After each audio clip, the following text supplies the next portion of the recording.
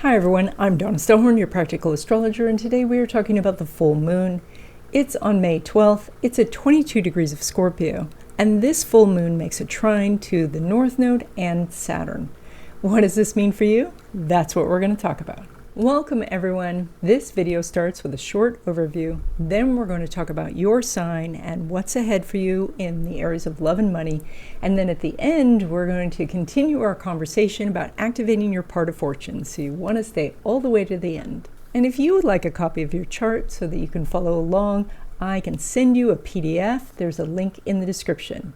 All right, let's take a look at this full moon chart. This full moon makes a trine to the North Node and Saturn. Now, North Node and Saturn have been traveling together for a few weeks, and this indicates generally that you've probably been struggling, that this is like walking up a steep incline. Now, as we get to this full moon energy, things are going to stabilize, but right now you're probably listening to this video before the full moon, so you're probably not having a walk in the park, but more like climbing the Alps. Now, I expect this full moon to bring us some calmer energy. This would include a quieter stock market, better job opportunities, and opportunities to connect with people in general. So this is kind of like the part of the roller coaster where you are in the flat area. It doesn't mean that this ride is over. There's going to be some excitement and unexpected drops in the future. But right now we have some calmer, stabilizing energy ahead. Now, full moon energy in general is a time where we pause. We look up to see the bright moon in the sky, and we are now going from a time of tending all the plants to harvest. But just before the harvest, there is a time where we can take a breath, and that's what we're in now. We did this energy once before, and that was in September 2013. So you might want to look back and see what happened around then and how that might have been a turning point where things became more stable. Now, of course, that's not for everyone because everyone's chart is complex, and so different aspects happen at different times. So you may say, no, that was a really difficult time. And so you might find that you need someone to look at your chart specifically to say whether this is now going to be a calmer period. And that's why I do readings. There's a link in the description. I also put out a newsletter, and that comes out every week, and that has more information about what's going on for the week, as well as some thoughts I have, etc. So that's free. There's a link in the description. Okay, Aquarius, as the things around you start to get a little bit more stable, you want to basically check things in your own life. And that means looking at the company you work for and the industry you're in, and look at potential future disruptions and things like that. Being Aquarius means that you do have an ability to see into the future. You can see trends, and so it's a good idea to look at that. Same with your money, to look at whether your money is allocated in the right places. Where do you think things could go in different areas, and that way you can put your resources there.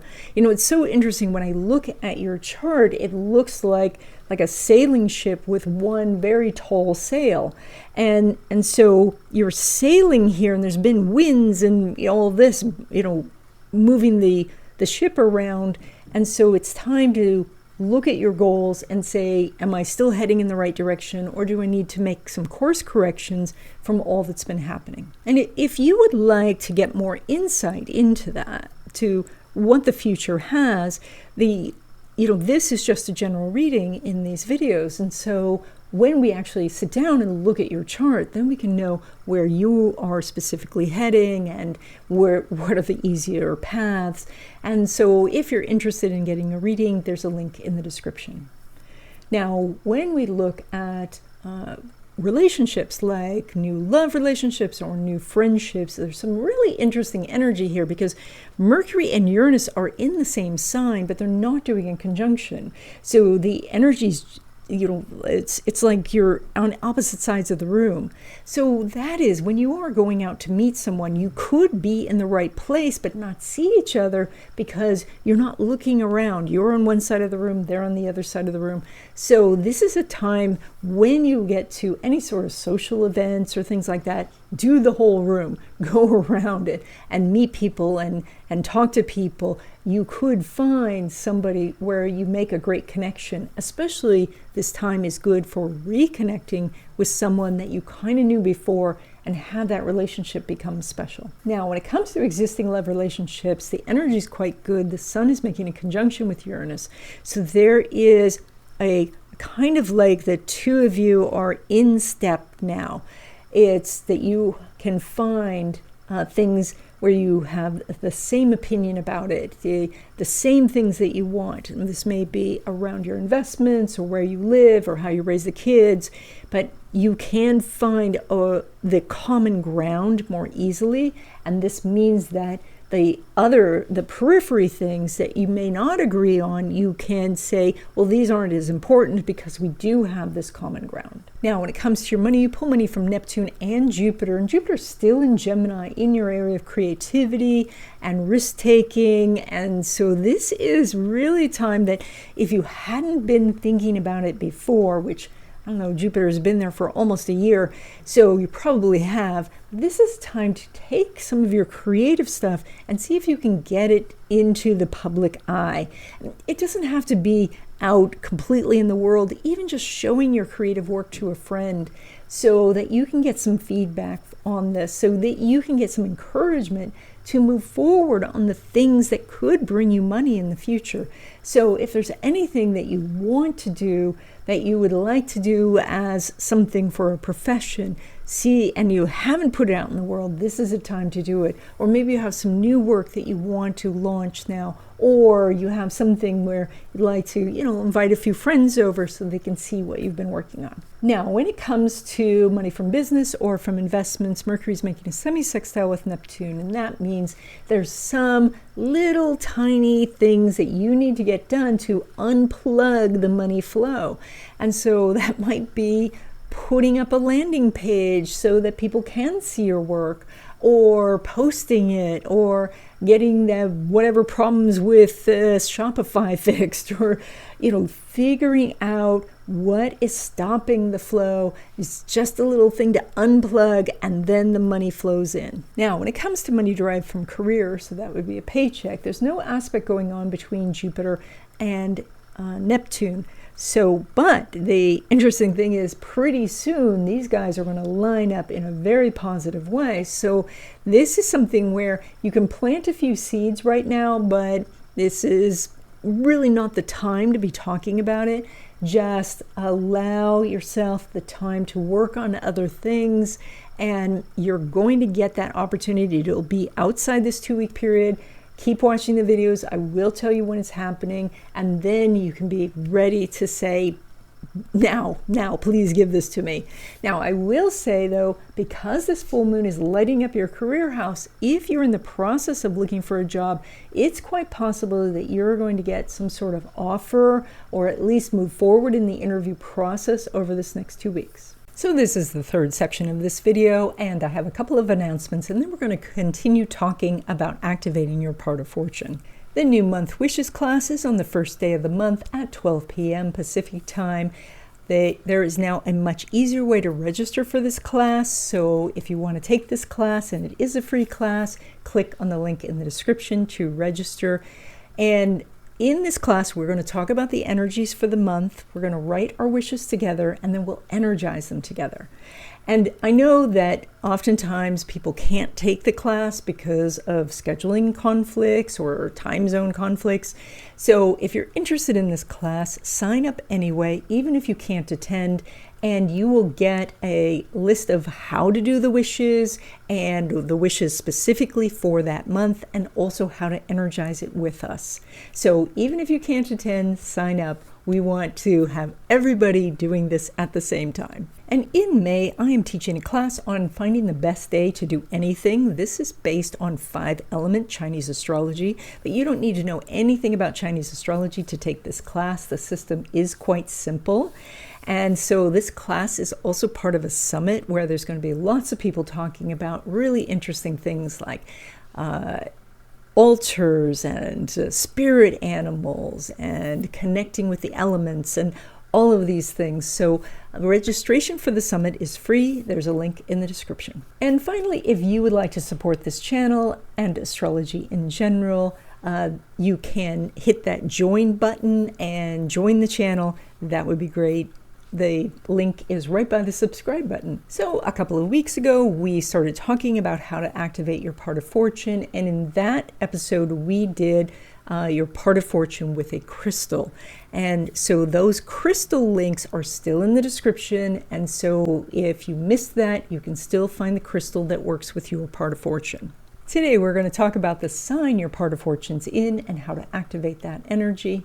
And if you don't know what sign your part of fortune is in, I can send you a PDF of your chart. There's a link in the description. Now, it's quite likely that your part of fortune is in a different sign than your sun sign. And so unless you're a triple, like you're a triple Taurus, then you are going to have part of fortune in Taurus. But most people have their part of fortune in a different sign than their sun sign. And so that means that you can activate that part of fortune by focusing in on the energy of that sign. Now, the reason your part of fortune is in a different sign than your sun most of the time, and is because that the part of fortune is made up of your sun, moon, and ascendant. So your sun is your ego and your identity, and the moon is what you need, what you crave, and it's a really strong motivating factor in your life. And your ascendant is how you present yourself. So if your part of fortune is in Aries, you need to take action. And that's very different than just being busy. That is taking a specific action, no matter how small that action, that moves the needle towards your goal. So that can be something as small as looking up some information or reaching out to someone and contacting them to ask a question. Just doing something to move it forward starts to bring you luck. If your part of fortune is in Taurus, you are manifesting luck and opportunities by deciding what you want. You know, a lot of people tell me they want, like, I want $1 billion, but they don't actually want the hassles, the notoriety, and the responsibilities that come with having $1 billion. And so they both want something and don't want something, and so their wish gets canceled out. So consider manifesting smaller things and get the practice down of how you can wish for something and have it come to you. And then you can quickly build to larger things that you want without having this sort of mixed energy or being at cross purposes. So start with things like a parking place, money to buy an item you want, or someone to give you a gift. If you have part of fortune in Gemini, opportunities come through communication. And so that is, you ask people for what you want and you will start to receive. Now, you're not going to get a yes from everyone, but as you ask, that's going to reverberate through the universe, that energy. And so you're going to see that you start to get more and more opportunities. If you have part of fortune in Cancer, you tend to manifest your luck through others. And that is when you ask for a benefit for someone else, then you both receive. And so think about something that your family wants, your kids want, someone in your community, a close friend. When you think of what they want and you look to manifest that, you get the abundance as well. When you have part of fortune in Leo, you do, like the Cancer energy, you manifest well for others, but also, though, you manifest when it's fun.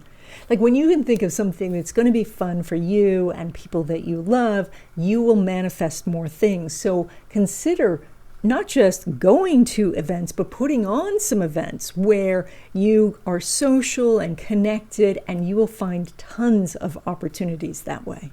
When you have part of fortune in Virgo, your luck comes from a daily ritual, something that you do every single day, like lighting a green candle for money opportunities just for a few minutes every day, or doing a set of affirmations, or taking a walk while you look at, all the abundance around you, the leaves on the trees and the birds and all of that. So, or a few minutes with your gratitude journal in the evening.